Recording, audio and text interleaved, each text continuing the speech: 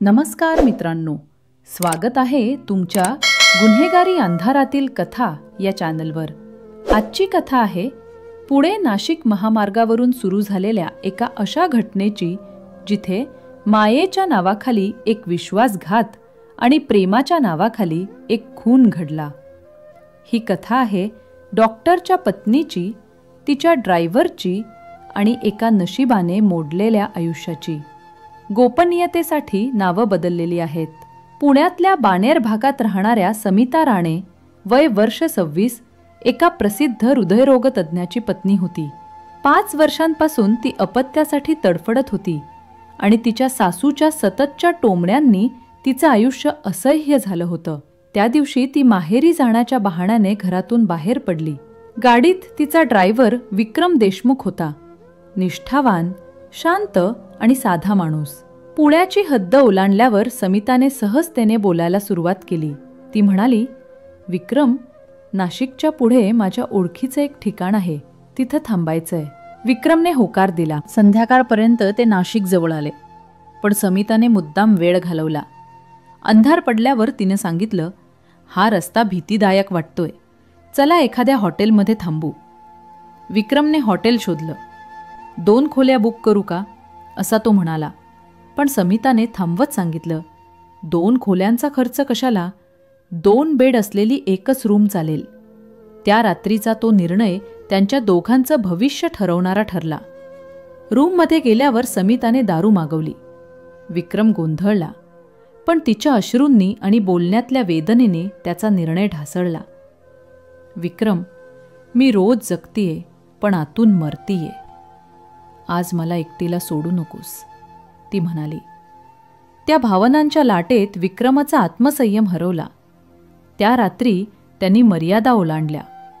डॉक्टरची पत्नी आणि तिचा ड्रायव्हर दोघं आता एका गुप्त आणि धोकादायक नात्यात अडकले होते। पुढच्या काही महिन्यात त्यांचे संबंध गहिर रूप घेऊ लागले। पुण्यात परतल्यावर समिता सतत बहाणे काढून विक्रमला भेटत राहिली। कधी मार्केट, कधी बँक, तर कधी निर्जन ठिकाणं। तिचा मूळ हेतू आई होण्याचा होता, पण आता त्या नात्यात मातृत्व नाही, मालकी आली होती। 1 वर्ष उलटलं तरी ती गर्भवती झाली नाही। आता समिता विक्रमच्या प्रेमात गुंतली होती।